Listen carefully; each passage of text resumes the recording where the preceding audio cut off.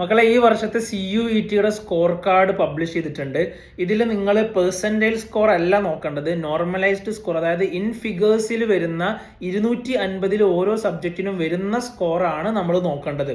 Okay, അപ്പോൾ അതിൽ നമുക്ക് ഇപ്പം സപ്പോസ് നമ്മൾ ഉദ്ദേശിക്കുന്ന കോഴ്സിന് ഉദ്ദേശിക്കുന്ന യൂണിവേഴ്സിറ്റിക്ക് ഇപ്പം 3 സബ്ജക്റ്റ് ആണ് ആവശ്യമെങ്കിൽ നമ്മൾ 250 × 3 750 നമ്മൾ നോക്കേണ്ടത്. 750 നമുക്ക് ഈ 3 സബ്ജക്റ്റുകളിൽ എത്ര മാർക്ക് കിട്ടി എന്ന് നമ്മൾ നോക്കുക.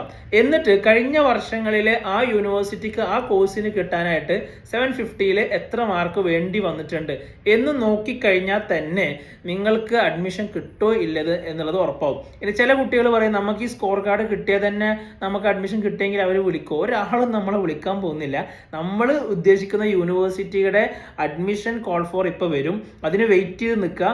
റെസ്പെക്റ്റീവ് യൂണിവേഴ്സിറ്റീസിന്റെ ഒഫീഷ്യൽ സൈറ്റിൽ കയറുക, അതിനുവേണ്ടി കൃത്യമായിട്ട് അപ്ലൈ ചെയ്യുക. ഇതാണ് നമ്മൾ ചെയ്യേണ്ടത്.